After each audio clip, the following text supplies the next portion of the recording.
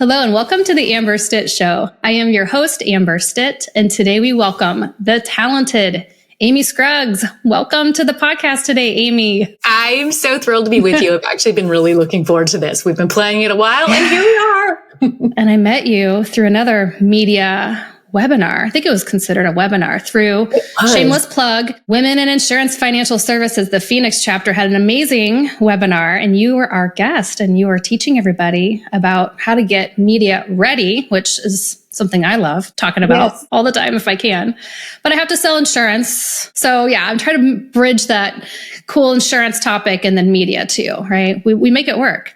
We make it work, but it all pairs together in today's world. Everything is. And we're going to dig into that. I think we'll dig into that quite a bit today. So I'm excited about talking about marketing. It's one of my favorite things. My husband says, if you could do the one thing, it would be marketing. But I'm like, no, I want people to get organized and take action for their families. So we got to do both. But as business owners, there's a lot we can do, and even employees of businesses. And so we'll tap into that. Really love to give takeaways when I can, some application. You're the perfect girl for the job, I believe. So why don't we tell the audience a little bit about, give me a day in the life of Amy. Let's start there. Well, after 20 years of combined careers, and that's what it takes a lot is combining your talents and careers so it really becomes one big bundle that you're proud of. For me, 20 years in mortgage and real estate and sales management of really helping professionals. And then when the industry disappeared, and we'll talk about that a little bit, I've also been singing and performing music since I was 3 years old. So I took the skills of being in front of professionals, of understanding, asking for the business, and put it into my career as a recording artist. And so the last years I have toured and opened for some of the biggest names in country music. I spent 3 years as the spokesperson for the American veterans for the state of California. And currently I am still a media and communications coach.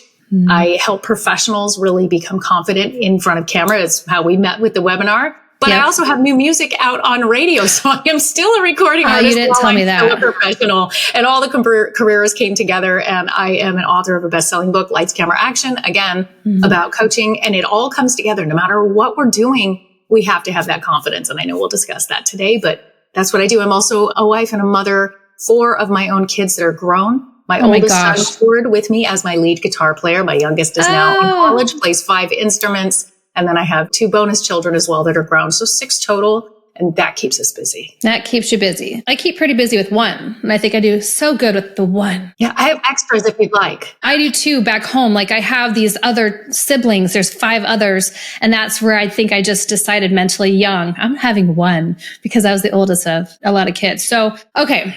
For the audience that just listened to Amy and might know me, we can bring a lot to the room and overwhelming in a good way, good energy. But I want to dissect and kind of take this back a little bit because I love what you say about that bundle. We grow up thinking stay in your lane, do this one thing that, maybe sometimes what our parents think we should be involved with, but you're pulling talents in from being young. And it took until years later that you took what you liked even as a young child. And then you're like, I'm doing it in my adult life after working in the business world. And that's why we call it pathways of peak performance, because you can take different pathways. And I know with my daughter, I want her to see me working, but I want her to find her favorite thing about maybe what I do. So I'm not asking her to be in it with me because that's not cool. So, I'm guessing the guitar player, there was probably a combination of things happening there. You can maybe share about that, but showing that leadership and then letting people come along for the ride and plugging in where they're talented. As a Gallup certified coach that I did that years ago, didn't really make sense at the time. I was going into my own business after being in the business for 5 years. I went out on my own in 2018. And I was like, I just want to go get this other credential because I love learning about personalities. So there's so many of those out there, but focusing on what you love can really make work not feel like work. And I feel like you embody that. So, did you always have the confidence? I guess if you're performing young, but how did you take it up a notch and bring it into the business world? Some of that answer came from just that bare survival. So even when I first started in the real estate and mortgage industry, it was my first big girl job per se. I had done the little jobs and waited tables and worked at a pharmacy when I was younger, but I had the kids young. Then at 29, really stepped into that career. And I had an amazing woman take a chance on me. She was a cancer survivor, mother of 3. She said, I like you. You're tenacious. I'll take a chance on you. But I did not even understand how to read a rate sheet. And I was going out into one of the most competitive professions at that time in the early 2000s in the mortgage industry in Orange County, which was the mecca and the hub of all of it. So yes, I was terrified. Yes, I lacked confidence. Yes, I knew I was about to get eaten alive, and I cried in my car every time I got back in from another appointment. But what I figured out very quickly was utilizing the skill that I had from being a childhood performer. Wait, I'm comfortable in front of people. So let me look at this like memorizing lyrics to a song and using that skill of just memorizing the rate sheets, memorizing the talking points without fully understanding them yet, being able to present them. I started getting business. Then I learned as I went. Then it started absorbing. Wow. Okay. Now I'm really understanding what this means. I understand the margins now. I understand what this is looking like and how it's coming together. And I was also so grateful for this woman that took a chance on me, that I felt that I needed to succeed for her. That drive to thank her caused me to succeed even more than it was for myself and needing to provide for children that needed to be fed and a mortgage and a roof over my head. So it was a lot of survival mode. Like you just pointed out, that instinct to learn and then learn as I go, putting in the confidence of I'm okay in front of people. I'm going to use that to set myself apart. Okay. So I left Nebraska, came to Arizona when there was the buzz in 2004 of just everything was booming. And in the West, Nevada, California, Arizona, and other states. I think Florida was a big one. It's just, I got into the industry too. So I don't know that you knew I was a loan processor way back, and I was too scared of being in sales. So I never got into sales because not great at math.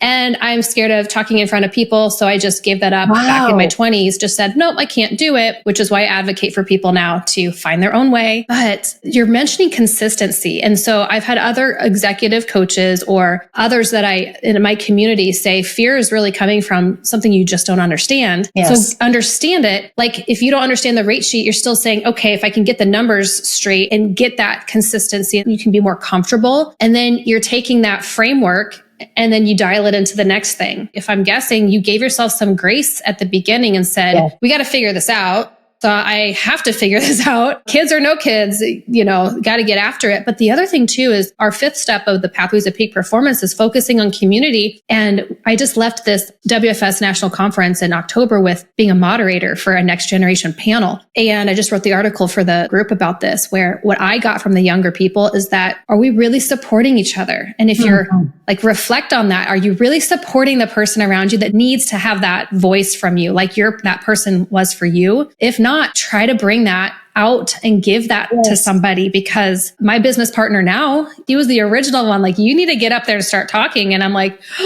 and that was the catalyst of, wasn't the best performance my first time, but I just said, okay, got to brush it off and I got to do it again. And how much you learned from that. But I had to tell myself, stop with the negative, because all the thoughts were swirling. I forgot to do this. I forgot to click my PowerPoint slides. I stood there with the wrong shoes, wrong dress, and all these things postpartum, pumping upstairs in the hotel room, like minutes before. The guys don't get it in this dress, but I just said, enough. And I told myself, stop talking to yourself like that. This is your first time. It's going to get better. But I had to tell myself that and then go, all right, what's the next thing? And I was around COVID where everything was shut down. So I did a virtual, almost like an improv acting style, kind of a voice presentation coaching. And it was so much fun, but awkward. It is awkward, isn't it?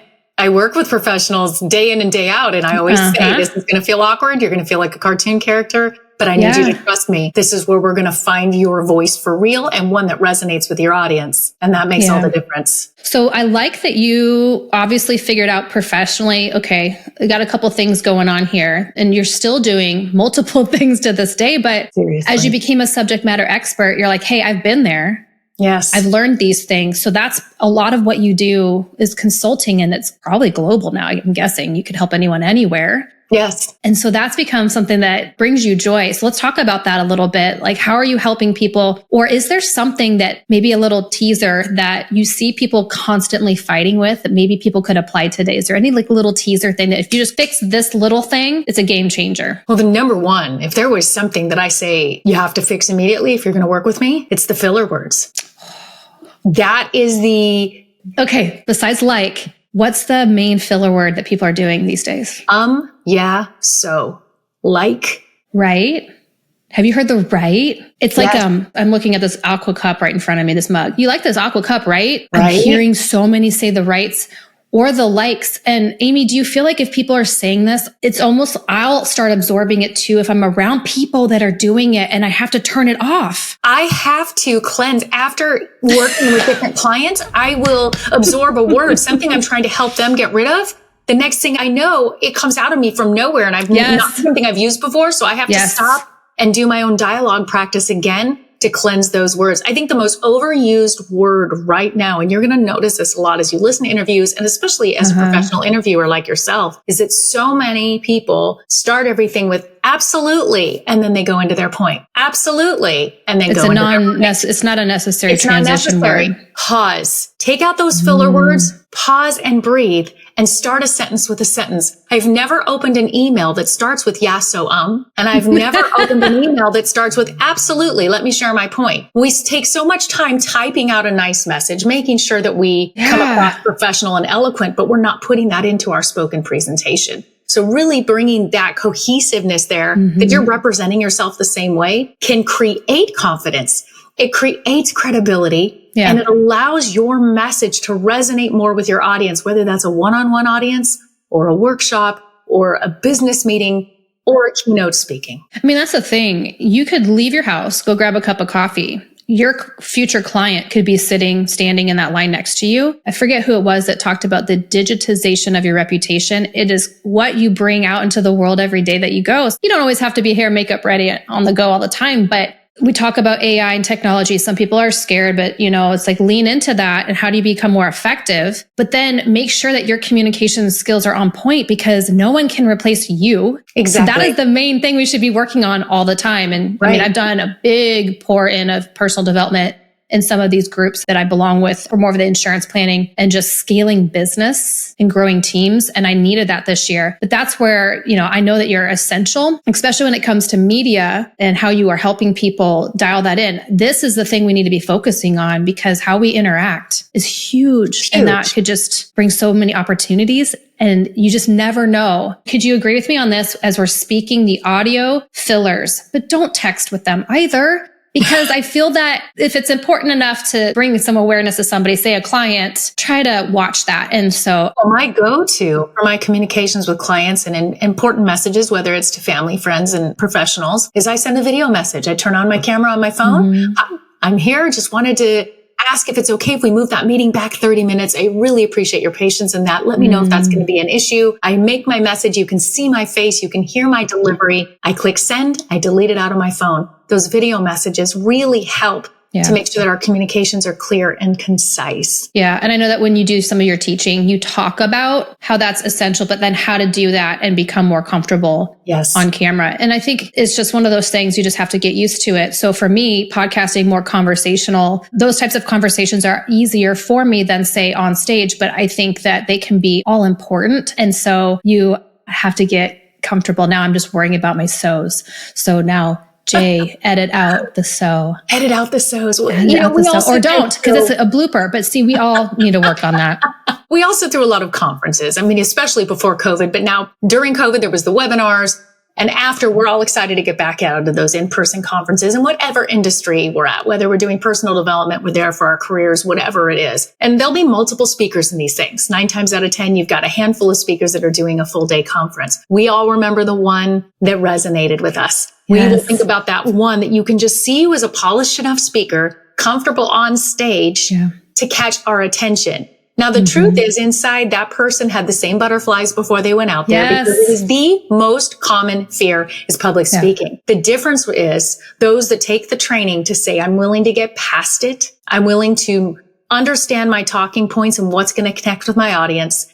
And that preparation will override any lack of confidence and allow you to connect. And when you see an audience give you that aha, or maybe laugh at your funny story because you landed it correctly, or maybe start to take notes. When you see an audience taking notes or screenshotting your slides, you know you're doing a good job. When you look into an audience and you see them not doing it, or looking down at their phones and not paying attention to you, that's also a sign. And that's when you realize I need to make some adjustments. And the pauses, right? Yes. Those are important. The pauses, the uncomfortable ones, they're necessary, but sometimes our brains go, fill in all the space. But it's magic. A pause. I will walk up to a stage And I will pause first before I ever say hello, because I want them to feel my energy. I want to feel the energy of that room. I want to take that moment that we all realize we're sharing this space and we're about to embark on a journey here together, whether it's 10 minutes, 20 minutes, 30 minutes. The pauses are incredible. They allow your audience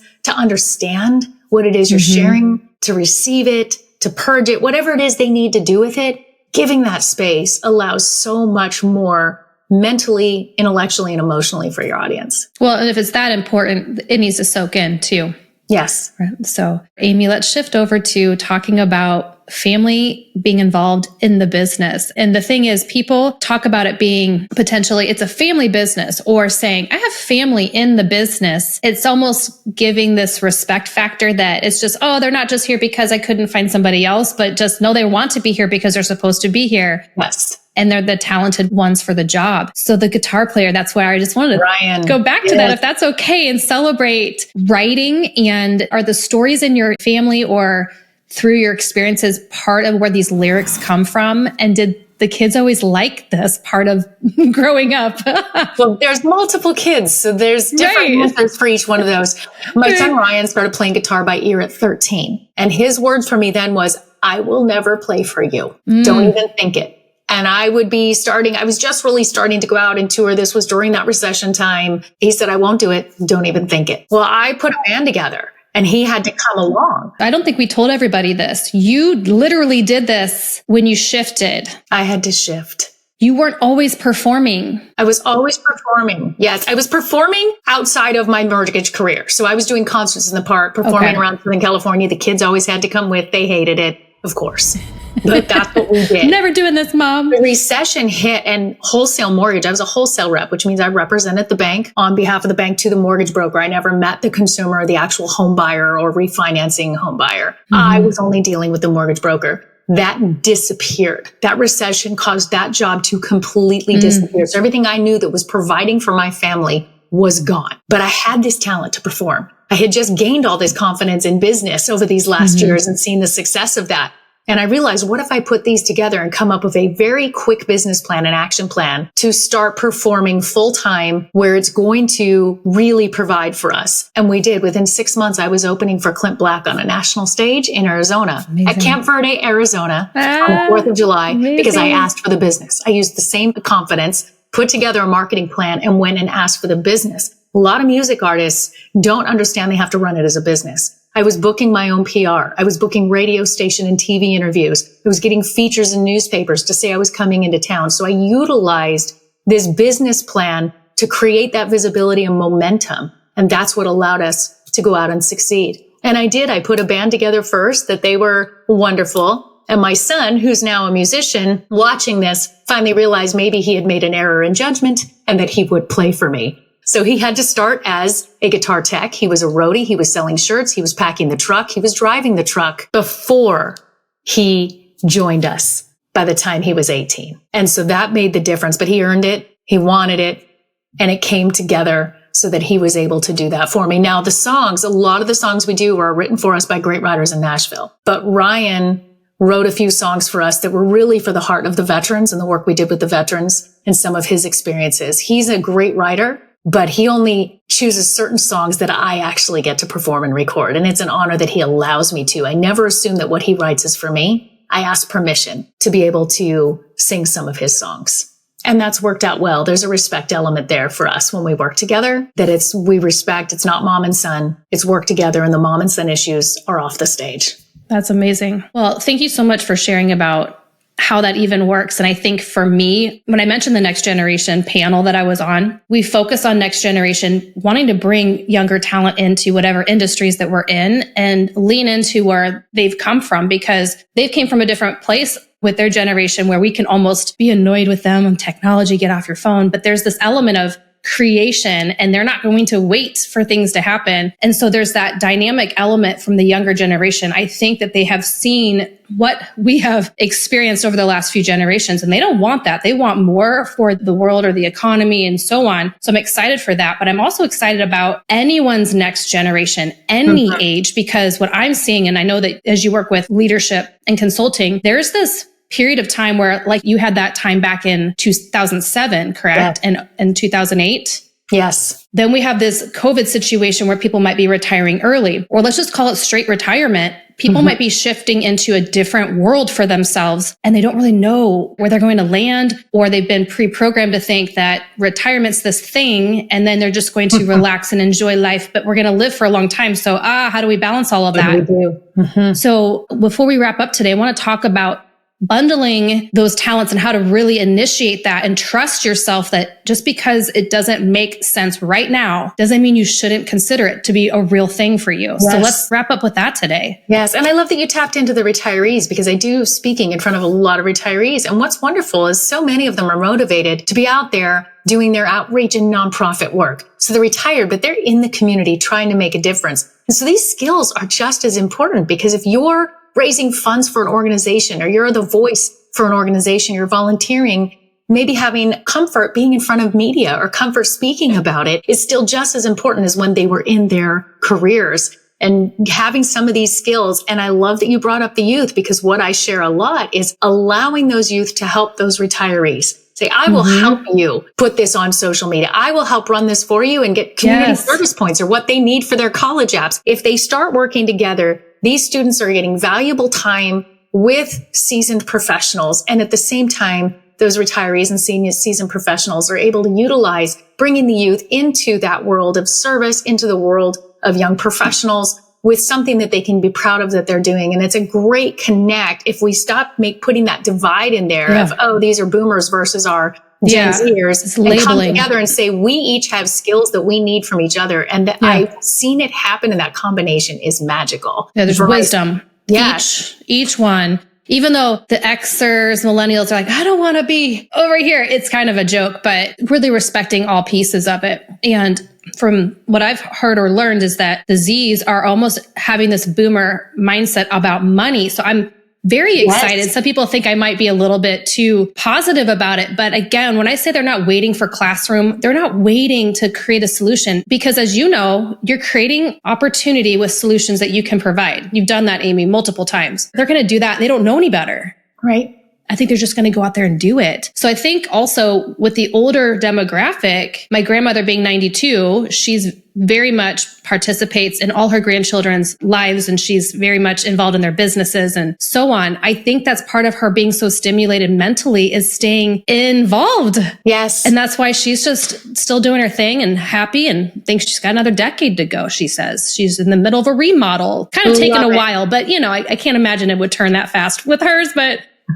there's so much more life to have. So I think that when you're talking about, when you're working with some of that and seeing the young working with the older, there's some beauty in that. There's a lot of beauty in it. I'm seeing it firsthand, especially in Rotary International. You have your Rotaracts and your Interacts, and then you've got Rotary, which has a lot of older demographic, and watching them come together. I'm watching that make an impact and really start to influence this next generation with such positivity and outreach, and at the same time helping those older ones to pull in some of today's trends in technology and how to utilize them for the right reasons. And so if everybody's in it for the right reason, there's a lot more cohesiveness in how they have these conversations and what they're wanting to help with. And if it's really helping the community, which, as you said, these Gen Zers, they want to save our planet. They're terrified. They want to save the world, and we need to help them with the tools we have and let them use the tools they have to get it done. And it's a beautiful combination. Teamwork.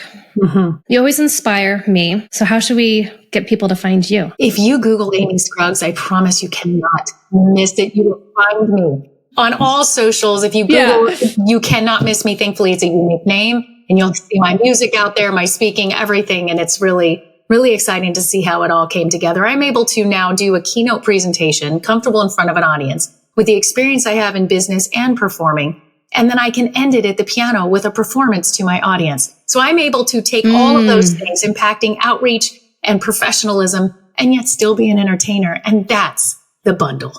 That's the bundle. I like it. If only I kept up with my piano playing skills. Yes. Gosh, the one regret.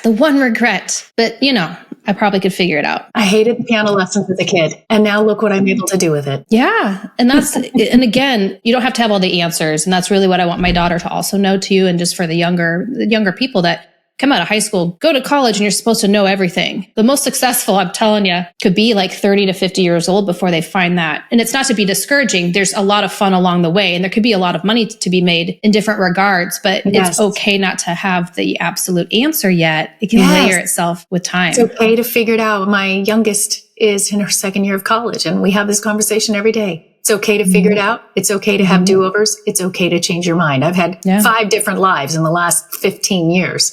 It's okay. Let it evolve. Use your talent. Yeah, for you, Amy, I've seen it for myself. You have a lot of that you've shared today. And that's where I just want people to have the opportunity to, again, give themselves some grace and just figure out, if I could conjure up this thing that I would just love to do, I believe you can. And I'm sure that, you're seeing it every day with your clients. Yes, completely. And when people find that creativity, that new voice, the possibilities are endless.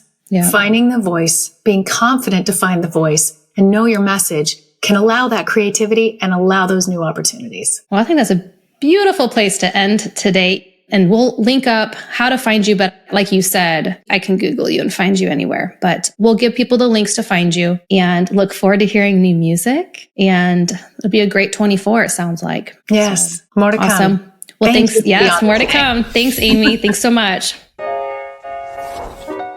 Thank you for joining us on today's episode of The Amber Stitt Show. For more information about the podcast, books, articles, and more, please visit me at amberstitt.com. Until next week, enjoy your journey at home and at work. Thank you for listening.